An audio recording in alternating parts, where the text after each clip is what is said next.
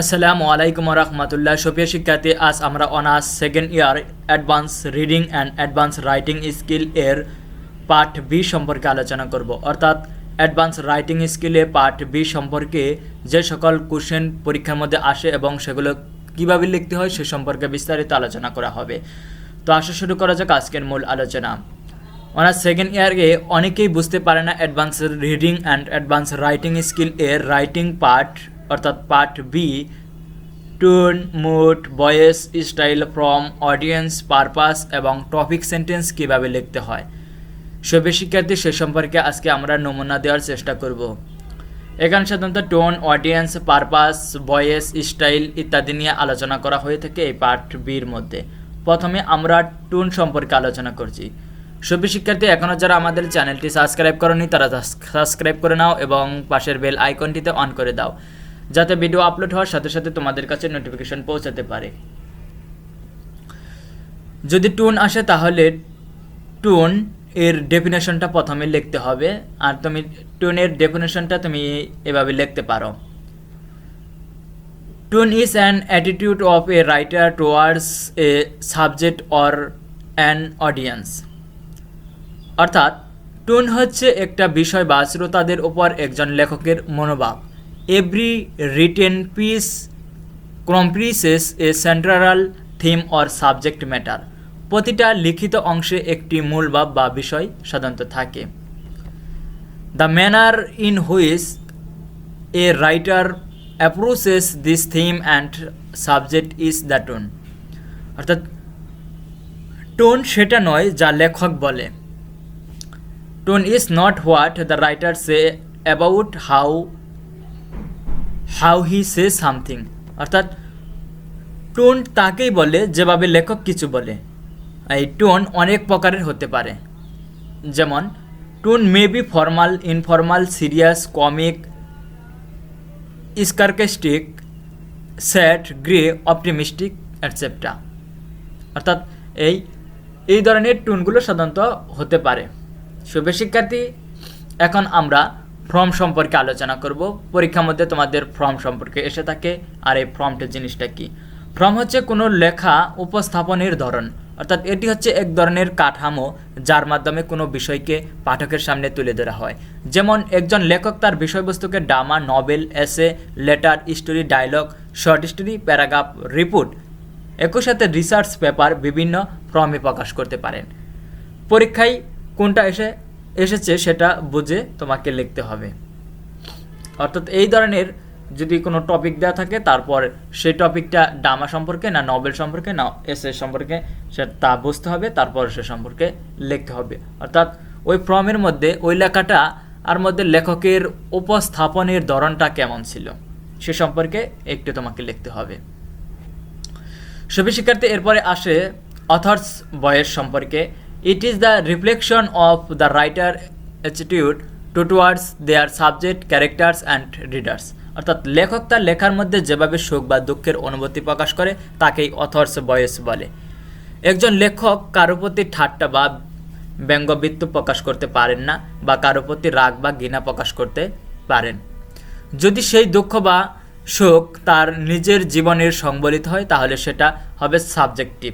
আর যদি সে নিজের সম্পূর্ণ লেখা তার থেকে দূরে রাখেন তাহলে সেটা হবে অবজেক্টিভ।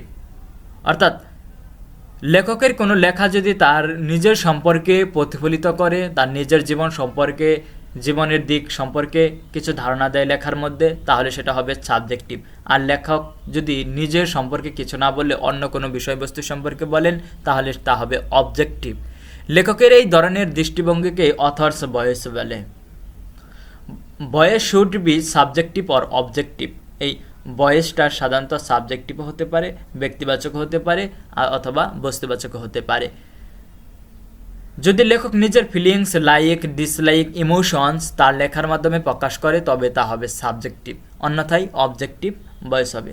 অর্থাৎ এখানে বলা হলো একজন লেখক তার লেখার মধ্যে যদি তার নিজের ফিলিংসকে, অনুভূতিকে, তার পছন্দকে, তার অপছন্দকে, একই সাথে তার আবেগকে যদি তার লেখার মাধ্যমে প্রকাশ করে থাকে তাহলে সেটা হবে সাবজেক্টিভ। আর যদি এগুলো কোনোটাই না করে থাকে, অন্য কোনো কিছু করে থাকে, তাহলে তা হবে অবজেক্টিভ ভয়েস। সুপ্রিয় শিক্ষার্থী, এরপর স্টাইল সম্পর্কে তোমাদের পরীক্ষায় আসে। স্টাইল জিনিসটা কি? স্টাইল জিনিসটা হলো, in Literary writing style is the manner of expressing thought in language characteristic of an visual period, school or nation. অর্থাৎ স্টাইল হচ্ছে লেখকের লেখার ধরন, এটি মূলত ভাষা কেন্দ্রিক। এর মধ্যে arrangement of ideas, word choice, use of figurative language, sentence structure, repetition, formal and informal expression থাকে। অর্থাৎ এই স্টাইলের মধ্যে পড়ে অ্যারেঞ্জমেন্ট অফ আইডিয়া, একটা ধারণাকে কীভাবে তুমি সুসজ্জিত করবে, একটা শব্দকে কীভাবে তুমি নির্বাচন করবে, একটা লেখার মাধ্যমে একটা ভাষাকে কীভাবে তুমি বৈচিত্র্যতা দান করবে, একটি সেন্টেন্সকে তুমি কিভাবে গঠন করবে, একটি সেন্টেন্সকে তুমি কিভাবে পুনরাবৃত্তি করবে, একই সাথে একটা ফর্মাল এবং ইনফর্মাল কোনো লেখার মধ্যে কিভাবে তুমি এক্সপ্রেশন, অভিব্যক্তি ঘটাবে, সে সম্পর্কে সাধারণত এই স্টাইল নিয়ে লেখা হয়ে থাকে। এটি মূলত লেখক কোনো বিষয়ে কাকে উদ্দেশ্য করে লিখবে তার উপর নির্ভর করে। অর্থাৎ এই স্টাইল বিষয়টি হলো একজন লেখক কোন বিষয়ে আর কাকে উদ্দেশ্য করে কি লিখবে তার উপর নির্ভর করবে। যেমন বন্ধু বান্ধবদের কাছে লিখলে সেটা হবে ইনফর্মাল, কিন্তু যখন প্রশাসনিক বা দাপ্তরিক বিষয়ে কারো কাছে লেখে তখন সেটা হবে ফর্মাল। সুপ্রিয় শিক্ষার্থী, এখন আমরা মুড সম্পর্কে আলোচনা করব। মুড জিনিসটা কি? মুডের সংজ্ঞা তোমরা এভাবে দিতে পারো, mood is the reader's feeling about the subject. অর্থাৎ মুড হচ্ছে লেখকের লেখার উপর পাঠকের মনোভাব। অর্থাৎ লেখক যে লেখাটা লেখলো, ওই লেখার পর একজন পাঠক হিসেবে তার মনোভাবটা কি, তার মনের অবস্থাটা কি, তাই জানতে চাওয়া। এটা সাধারণত পজিটিভ অথবা নেগেটিভ এই দুই ধরনের হতে পারে। এই মুডটা সাধারণত অনেক ক্ষেত্রে পজিটিভ সেন্স দেয়, আবার অনেক ক্ষেত্রে নেগেটিভ সেন্স দেয়, সেটা পাঠকের উপর নির্ভর করে। Positive mood may be cheerful, confident, optimistic and passionate. A negative mood may be annoyed, anxious, cynical, bitter, satiric, depressed and painful. অর্থাৎ এই পজিটিভ মুড সাধারণত মানুষের ভালো মনের ভাষণাটা সাধারণত খুবই আনন্দদায়ক হয়, কনফিডেন্ট হয়ে থাকে এবং আশাবাদী হয়ে থাকে। একই সাথে তার অনুভূতিপ্রবণ যে আবেগটা ছিল সে সম্পর্কে হয়ে থাকে। সুপ্রিয় শিক্ষার্থী, এরপর তোমাদেরকে পারপাস সম্পর্কে লিখতে বলে। পারপাস কি জিনিস? পারপাস বলতে বোঝায় লেখক তার লেখার মাধ্যমে কি বোঝাতে চেয়েছেন। অর্থাৎ একজন লেখক যে তার লেখা লেখলো, ওই লেখক তার লেখা সৃষ্টি করার মাধ্যমে একটা পাঠককে কি বলতে চেয়েছেন, কোন বিষয়ের প্রতি ইঙ্গিত করেছেন সে সম্পর্কে জানতে চাওয়া হয়। গিভিং এন্টারটেইনমেন্ট, অর্থাৎ সেখানে কোনো বিনোদনের জন্য হতে পারে। গিভিং ইনফরমেশন, কোনো তথ্য দেওয়ার জন্য হতে পারে। কনভিন্স অর পারসুইট, একজন কোনো মানুষকে কনভিন্স করার জন্য হতে পারে। টিচিং আ লেসন ইটিসি, অর্থাৎ কোনো বিষয়বস্তু শিক্ষা দেওয়ার জন্য এই পারপাসটা হতে পারে। সুপ্রিয় শিক্ষার্থী, এখন আমরা অডিয়েন্স সম্পর্কে আলোচনা করব। অডিয়েন্স কি? এই অডিয়েন্স জিনিসটা হলো, এখানে অডিয়েন্স বলতে বোঝায় লেখক কাদের সামনে তার লেখাটা উপস্থাপন করবেন সেটা হতে পারে। যেমন রিলেটিভ, ফাদার, মাদার, সিস্টার, এই ক্যাটাগরিতে হতে পারে একজন অডিয়েন্স। লেখক তার লেখা উপস্থাপন করতে পারে অডিয়েন্স হিসেবে মা, বাবা অথবা বোনের কাছে। জেনারেল পিপল, সিলেক্টেড পারসন অথবা সাধারণ মানুষের কাছে অথবা কোনো নির্বাচিত ব্যক্তির কাছে এটি প্রকাশ করতে পারে। ক্রিটিসাইজ, অথবা কোনো মানুষকে সমালোচনা করার জন্য তার সম্বন্ধেও বলতে পারে। সুপ্রিয় শিক্ষার্থী, এখন তো আমরা এতক্ষণ আলোচনা করলাম এই সকল বিষয়গুলো তোমাদের পরীক্ষার মধ্যে এসে থাকে, কিন্তু কিভাবে আসে সে সম্পর্কে আমরা এখন বেশ কয়েকটি উদাহরণ দেব, তাহলে তোমরা বুঝতে পারবে পরীক্ষার হলে কিভাবে সেগুলো লিখতে হয়। যেমন আমরা প্রথমে বলেছিলাম যে ফ্রম সম্পর্কে আসে। শর্ট স্টোরি লেটারে থাকলে ভয়েস হবে মূলত সাবজেক্টিভ, অর্থাৎ শর্ট স্টোরি অথবা লেটার হিসেবে যদি ফ্রম থাকে তাহলে আমাদের এই ভয়েসটা হবে সাবজেক্টিভ, স্টাইল হবে ইনফর্মাল এবং কমন ল্যাঙ্গুয়েজের। অর্থাৎ এই স্টাইল, আমাদের যে স্টাইল পড়লাম এতক্ষণ, এই স্টাইলটা আমাদের ইনফর্মাল লিখতে হবে এবং তার সাধারণত কমন ল্যাঙ্গুয়েজ, সচরাচর যে ভাষাগুলো ব্যবহার করি সেই ভাষাতে লিখতে হবে। আর অডিয়েন্স হবে রিলেটিভ, ফাদার, মাদার, সিস্টার, অর্থাৎ এদেরকে উদ্দেশ্য করে অডিয়েন্সটা হবে। কোন বিষয়ের? শর্ট স্টোরি এবং লেটার, এই দুইটা জিনিসের মধ্যে। এই দুইটা জিনিস যদি পরীক্ষার মধ্যে আসে। আর পারপাস হবে গিভিং এন্টারটেনমেন্ট, অর্থাৎ পারপাস উদ্দেশ্যটাই হবে কোনো বিনোদন দেওয়া। এভাবে ফ্রম আসতে পারে। কিন্তু ফ্রমটা যদি প্যারাগ্রাফ আর এসে থাকলে অর্থাৎ ফ্রম প্যারাগ্রাফ অথবা এসে থাকলে ভয়েস হবে। এখন আমাদের ভয়েসটাকে হবে অবজেক্টিভ। উপরে আমরা পড়েছি ফ্রমটা শর্ট স্টোরি আর লেটার থাকলে ভয়েস হবে সাবজেক্টিভ। বুঝতে হবে, ভালো করে বোঝো সুখী শিক্ষার্থী, ভালো করে বুঝে নাও। আর ফ্রমে যদি প্যারাগ্রাফ অথবা এসে থাকে, ওখানে শর্ট স্টোরি আর লেটার, এখানে প্যারাগ্রাফ আর এসে থাকলে ভয়েস হবে অবজেক্টিভ, স্টাইল হবে ফর্মাল, স্ট্যান্ডার্ড ল্যাঙ্গুয়েজে লিখতে হবে মার্জিত ভাষায়, অ্যান্ড অডিয়েন্স হবে জেনারেল রিডার্স, অ্যান্ড পারপাস হবে গিভিং ইনফরমেশন, অর্থাৎ তথ্য দেওয়ার জন্য এই পারপাসটা উদ্দেশ্য হবে প্যারাগ্রাফ অথবা এসে থাকলে এই ফ্রমের ক্ষেত্রে। সবই শিক্ষার্থী, এখন ফ্রম সম্পর্কে নিয়ে আরেকটু আলোচনা আছে। ফ্রম যদি রিপোর্ট অথবা রিসার্চ পেপারস দিয়ে থাকে, অর্থাৎ কোনো ফর্ম আসলো রিপোর্ট বা রিসার্চ পেপারের উপর, তাহলে তোমাদের ভয়েসটা দিতে হবে অবজেক্টিভ, স্টাইলটা দিতে হবে ফিগারেটিভ ল্যাঙ্গুয়েজ, অডিয়েন্সটা দিতে হবে ক্রিটিক্স, আর পারপাস হবে কনভিন্স করা। সবই শিক্ষার্থী, একটি উদাহরণ দিয়ে আমরা বিষয়টি বোঝাচ্ছি। What should be the voice style from when you write about the topic William Wordsworth, অর্থাৎ what should be the voice, অর্থাৎ এখানে ভয়েস স্টাইল ফ্রমটা কেমন হবে যখন তুমি উইলিয়াম শেক্সপিয়ার সম্পর্কে একটি টপিক সেন্টেন্স লিখবে, একটি বাক্য লিখবে। তাহলে এটাকে আমরা ওই উপরের আলোকে কিভাবে বলতে পারি? তাহলে এভাবে বলতে পারি, দেখো, the topic William Wordsworth is highly specialist one, he is the most prominent poet of romantic period in English literature. When we write about him, যখন আমরা তার সম্পর্কে লিখি, the form of writing related to the topic, তার এই topic সম্পর্কে যখন আমরা কোনো কিছু লিখতে যাই সম্পর্কিত, উইলিয়াম ওয়ার্ডসওয়ার্থ সম্পর্কিত, should be an essay, সাধারণত এটাকে আমরা এসে হিসেবে লিখি। লিটারি ক্রিটিসিজম, অথবা তাকে সমালোচনা হিসেবে, সাহিত্যের সমালোচনা হিসেবে লিখি, অথবা রিসার্চ পেপার ইটিসি, অথবা এটাকে আমরা রিসার্চ পেপার হিসেবে লিখি, কারণ তার উপর উইলিয়াম ওয়ার্ডসওয়ার্থের উপর আমরা রিসার্চও করতে পারি। কন্টেইনিং অ্যাডিকুয়েটস আইডিয়া, সেখানে আমরা তার সকল প্রকার ধারণাগুলোকে আমরা ধারণ করি। অ্যানালাইসিস, সেগুলোকে আমরা বিশ্লেষণ করি। ডেসক্রিপশন, তারপরে বর্ণনা করি, এরপর আমরা উদাহরণ দিই, এক্সাম্পল দিই। The language should be figurative, এই ভাষাটা হবে ফিগারেটিভ, বর্ণনামূলক, অ্যান্ড স্ট্যান্ডার্ড কোয়ালিটি হবে, and so it's voice should be objective one, এবং এর ভয়েসটা হবে সাধারণত অবজেক্টিভ। সবই শিক্ষার্থী, আমি তো তোমাদের জাস্ট নমুনা দেখলাম, এরপর তোমরা অনেক বড় করে লেখার চেষ্টা করবে। এখন আমরা অডিয়েন্স এবং পারপাস নিয়ে সাধারণত কিছু ধারণা দিচ্ছি।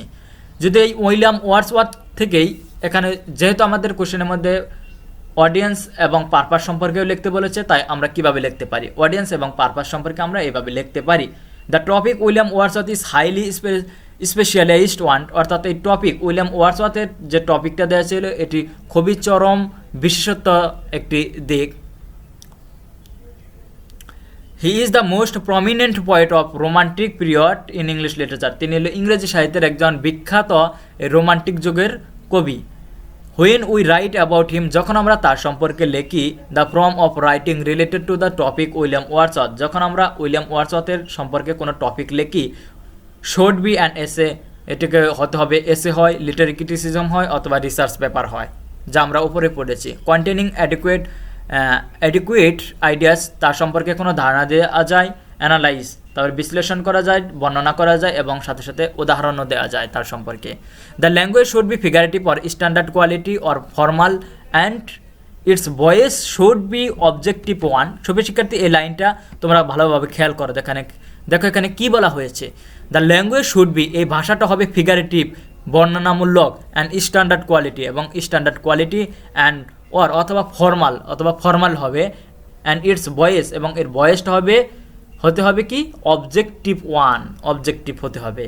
দ্য পারপাস, এর উদ্দেশ্য হবে টু এক্সপোজ দ্য রিডার, পাঠককে করা, অ্যাবাউট উইলিয়াম ওয়ার্ডসওয়ার্থের মে বি ডিসকাস, যাদেরকে আমরা আলোচনা করতে পারি, অ্যাবাউট হিজ রাইটিং, তার লেখা সম্পর্কে, হিজ ডিকশন, তার কবিতা সম্পর্কে অ্যান্ড হিজ পোয়েটিক স্টাইল, তিনি যে কাব্যিক প্রতিভা যেভাবে কবিতাগুলো লিখেছিল সে সম্পর্কে, হিজ লাইফ স্কিটস ইটিসি, তার জীবনধারা সম্পর্কে, অ্যান্ড দ্য অডিয়েন্স, এবং এর অডিয়েন্স হিসেবে আমরা বলতে পারি for the topic should be expert of the critics, এবং ক্রিটিকদের জন্য এটি সাধারণত এক্সপার্ট হতে হবে, দক্ষ হতে হবে। সুপ্রিয় শিক্ষার্থী, এখন আমরা টপিক সেন্টেন্স সম্পর্কে কিছু বলবো।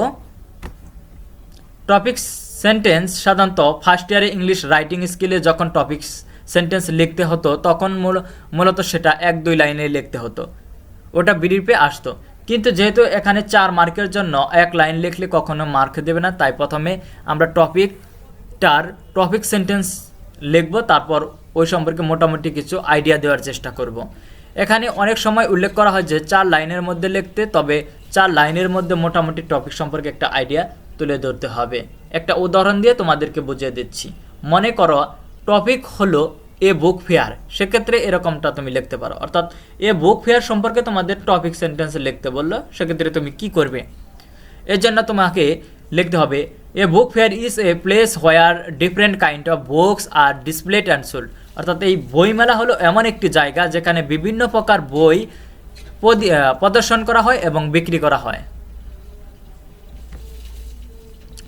Though a book fair is usually held in January or February, সাধারণত সচরাচর এই বুক ফেয়ারটা, এই বইমেলাটা জানুয়ারি অথবা ফেব্রুয়ারি মাসে অনুষ্ঠিত হয়। বাট ইন আওয়ার কান্ট্রি, কিন্তু আমাদের দেশে it is held in almost all সিটিজ, এটি আমাদের দেশে প্রায় অনুষ্ঠিত হয় প্রায় সকল শহরে অ্যান্ড টাউন, ছোট শহর এবং বড় শহরে। সামটাইমস, মাঝে মাঝে it is held in the village, মাঝে মাঝে গ্রামেও অনুষ্ঠিত হয়।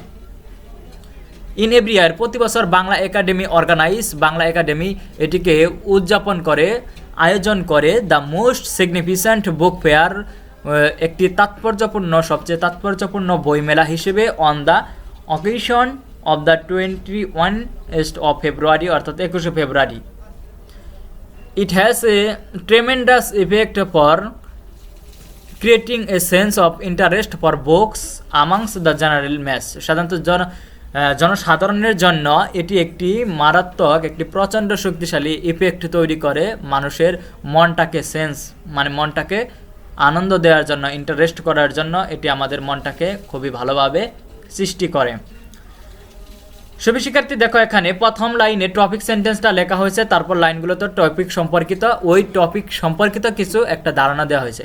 এখানে টপিক সেন্টেন্সটা হলো এই প্রথম লাইন, এই যে a book fair is a place where different kind of books are displayed and sold, এই হলো এই এ বুক ফেয়ারের টপিক সেন্টেন্স। আর বাকি অংশ হলো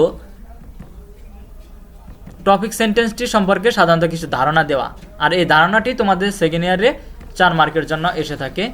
আর ফার্স্ট ইয়ারে তোমাদের শুধুমাত্র টপিক সেন্টেন্সের মূল থিমটা বলা হতো, আর ওটা চাওয়া হতো। সবই শিক্ষার্থী আজ এ পর্যন্ত। এরপর তোমরা আমাদের কাছে কোন সাবজেক্টের কোন পার্টের উপর ভিডিও চাও সে সম্পর্কে কমেন্ট করে জানাও। আর ইতিমধ্যে আমাদের চ্যানেলে রাইটিং 1 পার্ট এ, অর্থাৎ কীভাবে লিখতে হয়, ব্রিফ কোশ্চেন আসে তোমাদের, সেগুলো কীভাবে লিখতে হয়, সেগুলো কোথা থেকে পড়লে কমন পড়ে সে সম্পর্কে ব্রিফ সাজেশন নিয়ে একটি ভিডিও আপলোড করা রয়েছে, সেগুলো অবশ্যই তোমরা দেখে নেবে। সেই ভিডিওটি তোমরা যদি দেখো তাহলে অবশ্যই তোমাদের কমন পড়বে সেখান থেকে। এরপর আমরা রাইটিং পার্ট 3 নিয়ে আলোচনা করব। সেই ভিডিওটি তোমরা যদি দ্রুত চাও তাহলে আমাদের কমেন্ট করো, আমরা দ্রুত আপলোড করার চেষ্টা করব। ততক্ষণ সবাই সুস্থ থাকো, ভালো থাকো, এ প্রত্যাশায় আজকের মতো আল্লাহ হাফেজ।